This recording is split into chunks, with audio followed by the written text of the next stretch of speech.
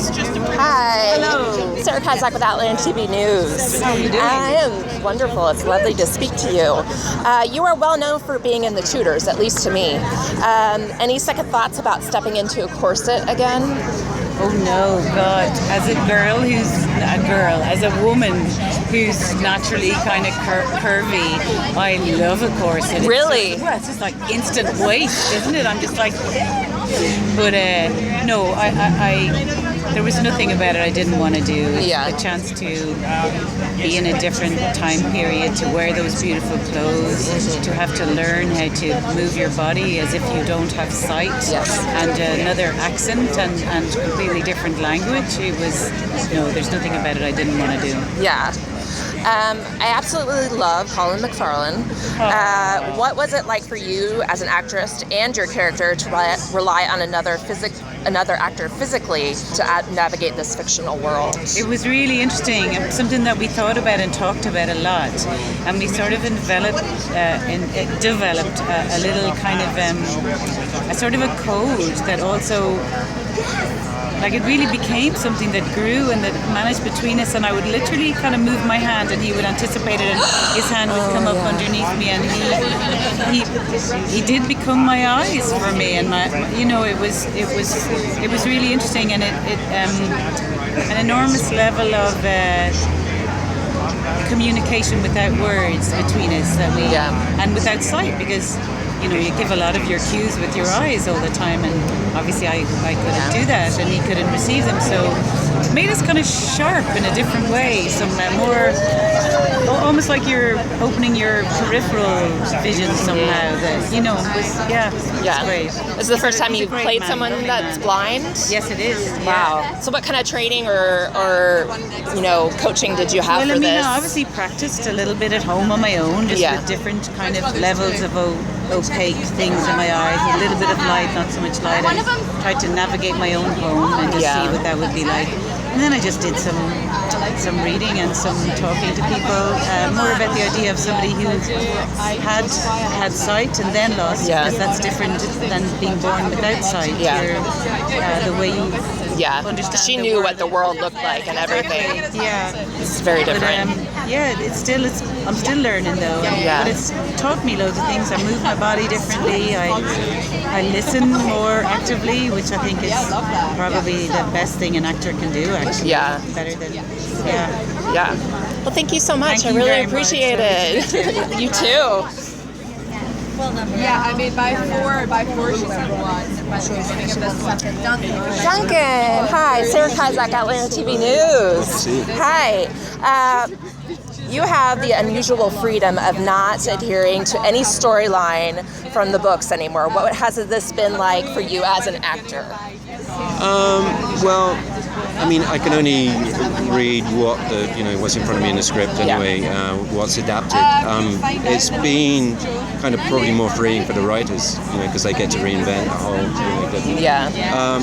But it's also been interesting because I think there's been a kind of character shift with him, being separated so long from Jamie and being an indentured servant. I think, like I was saying previously, in many ways he kind of did die at Culloden. A lot of him, once he was ripped away from Scotland. Maybe a spirit. I think he did kind of hardened him up even more and made him a bit more unforgiving in certain respects. But, and also, the love affair with Jocasta was an extra bonus. A bonus? Yeah. Murtagh finally gets him. You had some in season 3. Yes. No, season 2. Season 2. The maid, yes. The maid in France. Forgive me forgetting her name. Adrienne? Isn't that her the name? Yes, that's the actress's name. Yeah.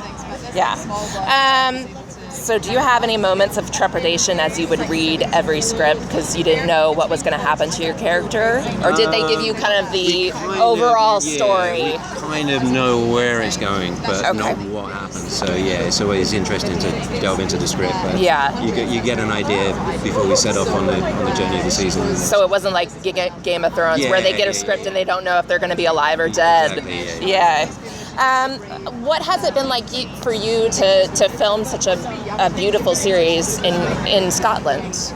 life-changing for me. I mean, I was living in Ireland. I was on the verge of quitting acting because, I've been at it for years. I live in Scotland now. I live in Glasgow. I love Glasgow. I love Scotland. I recently bought some land on Skye. Oh, wow. Yeah, I think that's going to be living the dream. My retirement. When it all goes to hell, I'll be up there with my alpacas and a sheepdog in the howling wind. Yeah, we definitely check into Instagram for that. I mean, coming from season 1, and you became such a beloved actor and character for the fans, to, season 5, I mean, what kind of opportunities has this opened up for you as an actor? Surprisingly, not many. Really? Well, I was just kind of finished, still tied into Outlander. It takes 9 months of the year. Yeah. So there's little opportunity to do much else. I've got a few projects lined up. Yeah. Kind of short films. No big action films like Sam. No, my knees can't take it anymore. I find it hard to break into a sprint. Probably wouldn't be much fun. I'd die in the first 5 minutes. Thank you so much, Duncan. Lauren! Hello! You got it? You got it? Adjusting. Have you got it? I've got it. I don't know if you got it. It's brilliant to speak to you. You joined the show last season, and you brought such a passion and joy to the character, and I feel like you are very much the same, kind of, in real life, just from what we see on Instagram and Twitter. What characteristics do you think you share with Marsali?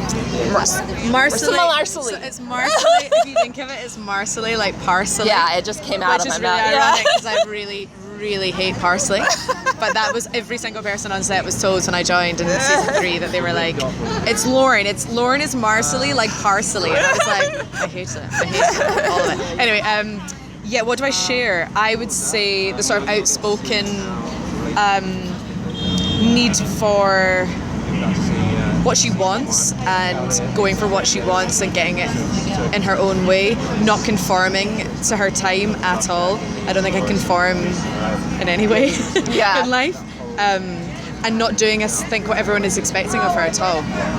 She goes after what she wants and who she loves, and goes on a route in that time that really is like not an option, to be honest. Take a risk and run away with someone you love.